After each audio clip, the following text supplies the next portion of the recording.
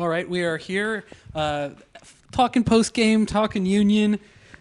Showed a little more life in that second half, but it wasn't to be. They still fall 2-0. What are your immediate thoughts? Not enough. Not enough. For the energy they showed in the second half, and I thought Roland Alberg added something when they took off Ilsinho, the structural deficiencies were just impossible to overcome. Especially they knew the team they were playing against. They knew the players they were playing against. That's the lineup.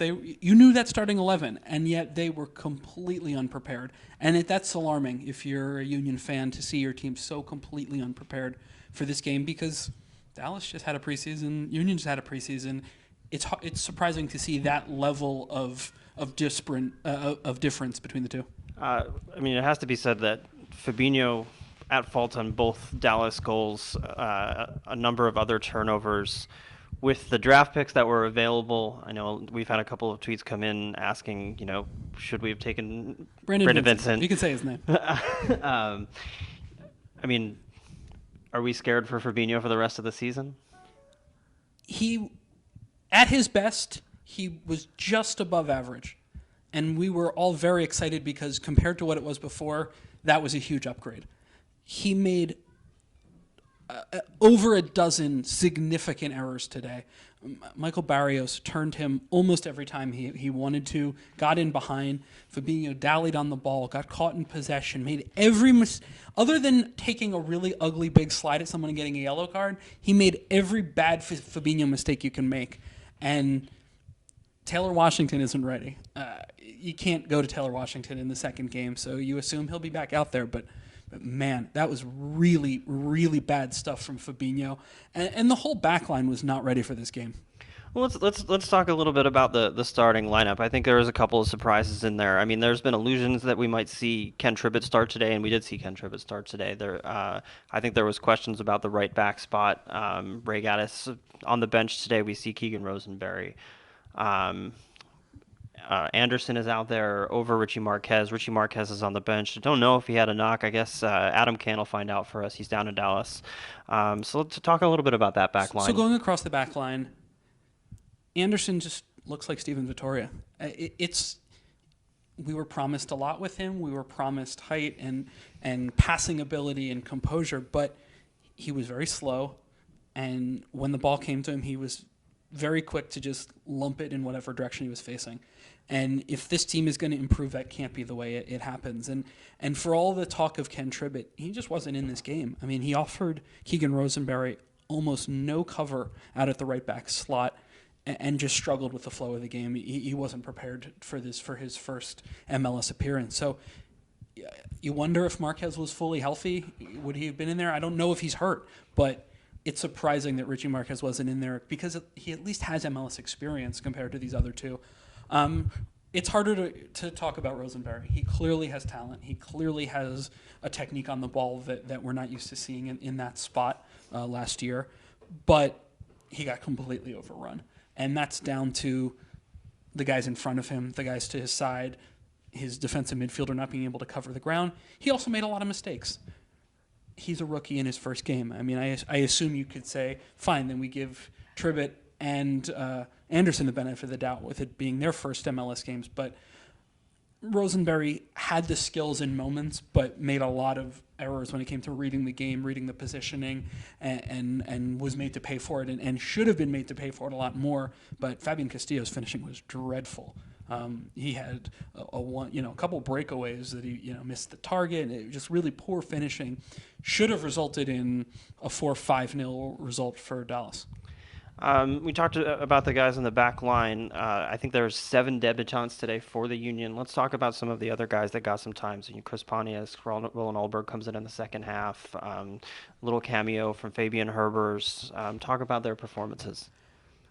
As the other draft pick to get in, I thought Herbers did well. He's got a good touch, and he looked to make things happen. The game was in garbage time. Right. The result wasn't in doubt, and Dallas was just playing out the final minutes. So those were not pressure minutes. Those weren't serious minutes. So again, hard to take much from that. But he looked aggressive. He looked like he wanted the ball. One thing I don't like to see is CJ Sapong and Herbers just looking to go to ground. I thought that CJ Sapong, who is one of the most powerful strikers in the league was always looking to go to ground against Walker Zimmerman. And sometimes he was fouling Zimmerman, sometimes Zimmerman was fouling him. But most of the time, Zimmerman walked out of the challenge while Sapong was on the ground. And for a player as strong and as powerful as he is, it's not about winning the fouls. Stay on your feet and win the ball. And that was something that was a little disappointing from Sapong because the Union were so deficient in other parts of the game. Holding on to that ball would have been critical, and fighting and staying on his feet and really trying to win that 1v1 battle rather than claim the foul, I think would have been a better approach. Brian Carroll, a little bit of a rough match. Would you expect we'll see him run out until Maurice Adu is back? You have a guy like Warren Creavalle on the bench. Do you think he might offer a little bit more in that position? Yes. If I'm Jim Curtin, Warren Creavalle plays next match because this team is trying to push everybody forward. You saw how high the back line was playing, and when the back line is playing that high, you need your defensive midfielder to show range, get further up the field, and eliminate the space in between sort of the midfield stripe and the back line. And Carroll didn't do that. Mauro Diaz had every bit of acreage that he wanted when he got the ball, when he went looking for the ball. He ran right down that center channel and had no issues getting onto the end of things. So if I'm Jim Curtin, I go to Warren Creavalle just purely because of the range he offers and the athleticism he can add, both to cover and help out the fullbacks, but also to improve the spacing, which was really poor today. And even when the Union were starting to play better in the second half, which they were, Roland Alberg came on for Ilsinho, gave them something in terms of some energy and some drive and won some fouls and pushed the game. Once that ball came back at the Union, the distance between Alberg and Nogueira and Carroll was just way too big. And it's a problem because if they're going to play this system, and that's what they want to play, they've said that over and over and over again, your whole roster has to play that system. It can't just be, we're not going to play that until Maurice Adu comes back. They need to play that now. Otherwise, they're going to Columbus. If they do this again against Columbus and those spaces are there for Federico Higuain and Finley, they'll get torn apart again. So I would go with Creavalle just to try and tighten things up a little bit, and I might go with Alberg probably from the start to add some more of that energy. Well, you've mentioned Alberg a couple of times, and I agree that he came in and he did some good things. Ilsinho, a couple of good moves in the first half, too, though. Do you think there's a place that they can get both of those guys on the field? Yeah, I think Ilsinho can slide out to the right. Leo Fernandez did some good things, did some things that are troubling because in Leo's first run with the Union, he was a technical player, he was smart, and had some good ideas, but he wasn't athletic enough, he wasn't quick enough. That's what you saw today. He did some good things, won some fouls, his feet looked pretty good, but he wasn't fast enough. He's not able to run up the wing. Not that Ilsinho's a burner, because he is absolutely not.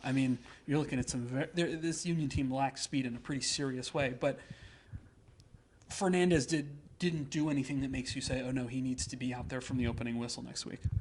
I think the one strong point for most fans today was the play of Blake in goal. You don't want your goalkeeper to be your best player on the field, but I don't think there's any doubt that he was for the Union. What did you think of his play today? 8 saves, making himself big, coming out of his box. It's a tough ask for him because not only does he have to be a really good shot stopper because the Union give up way too many chances through the middle and up close, but he also has to get off his line. He has to clear his lines, and he did that very well. You can't really fault him on either goal. He almost made a mistake coming off the line in the first half, which when Kellen Acosta chipped him. But 18 shots against, 10 on target. He gives up 2 goals. It's a pretty good performance considering that he was just up against it that whole game. It has to be said, FC Dallas, best team in the West last year, one of the early favorites for MLS Cup. But how worrying is this result for the Union? It shows that they're not prepared, and that's very worrying because this is the new year with the new system. And yes, absolutely, this is going to take time. This is a rebuilding year, and I think that if you look at it under that lens, that it is a rebuilding year, then okay, fine. But I want players to make mistakes because they're going to the place they think they need to be for this system, not because they're backing off because they're scared.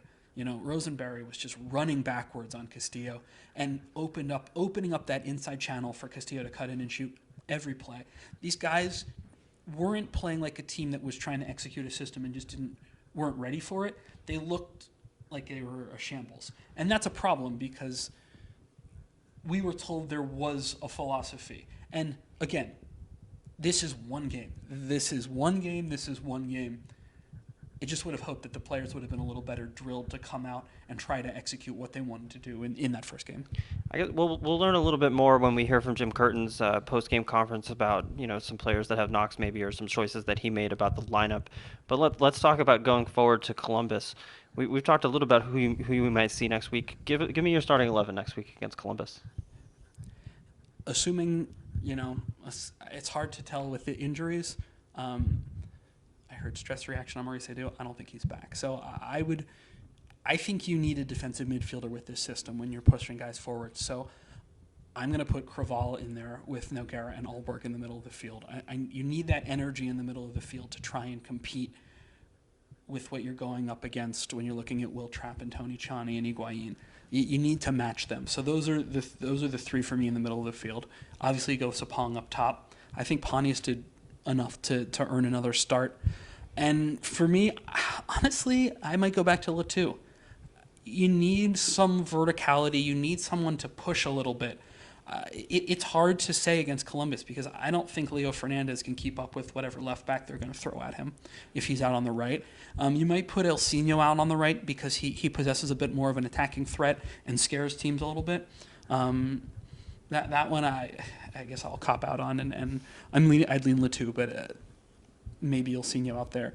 And in the back, I think Richie Marquez has to start. You have to get him in there for Trivet, who, for all the praise he got, just didn't look like he was ready for this. And there's no shame in that. This was his MLS debut. So I would go with Anderson, and I would go with Marquez. You can't go with anyone other than Fabinho at the left because I don't think Taylor Washington's ready. And at this point, against an athletic team like Columbus, Gaddis isn't at full fitness. I think you might end up with Rosenberry again. Yeah, I think that's an interesting question too. I think Ray Gaddis missed two of the 4 preseason games. I think a lot of us were interested to see who would start at right back today. It ended up being Rosenberry. It's hard to say what we're going to get out of Fabinho this year. Obviously, a very poor game today. Do you think there's a chance we might see Ray Gaddis at left back again this year? I would absolutely not rule it out. Yeah. Because if you need to stem the tide, Gaddis can do that. Yeah. He's not gonna. He causes problems for other parts of your team. He doesn't get forward as well. He's not a very good possession player, but that pace and that's he can stick to somebody. And so in a game like this, where you could have said maybe, all right, just do Castillo, follow him around, stick to him, do the best there. That might have been a better approach to trying to play a team game against a Dallas team that sure looked like they were really running and gunning for those two fullbacks. Yeah. All right, I think we can wrap up there. So Union fall 2-0 in Dallas. I think the next time you'll see us live, probably home opener in 2 weeks. It looks that way. And again, it's one game. It's just one game.